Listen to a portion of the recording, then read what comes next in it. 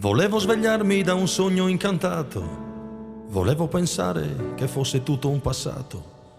Invece mi accorgo che è vero il presente, un destino crudele che ci rende impotente.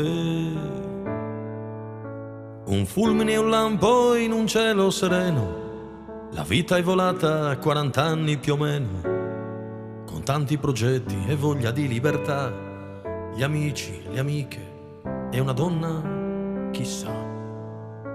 Le cose scoperte quando sei andato via, i tanti ricordi lasciati a metà, le frasi non dette, la tua fantasia, strappate in un attimo, senza pietà.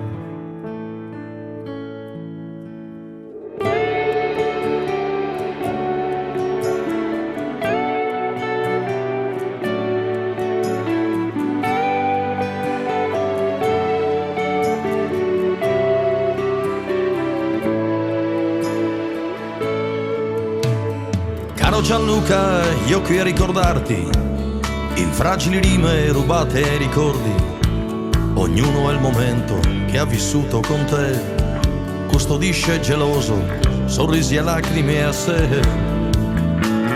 Caro fratello, sono stato distratto, un po' di attenzione ti avrebbe aiutato, ma forse un rimorso di una frase normale per dare una colpa, per non lasciarsi andare.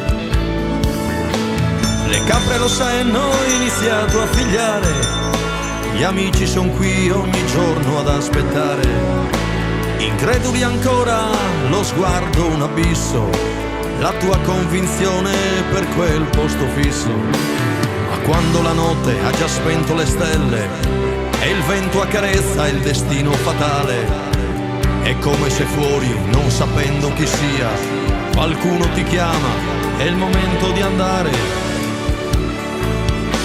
La senti lottare una giovane vita che non vuole arrendersi al destino infernale.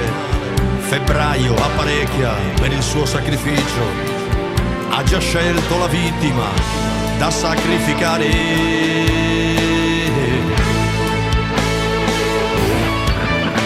Sull'uscio di casa una madre impietrita che aspetta ogni giorno un ritorno alla vita. Sull'uscio di casa lei conta i suoi giorni, ormai sono anni in attesa che torni.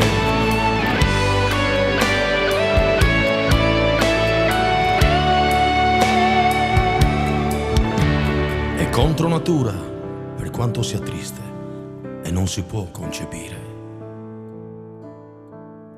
che una madre veda il proprio figlio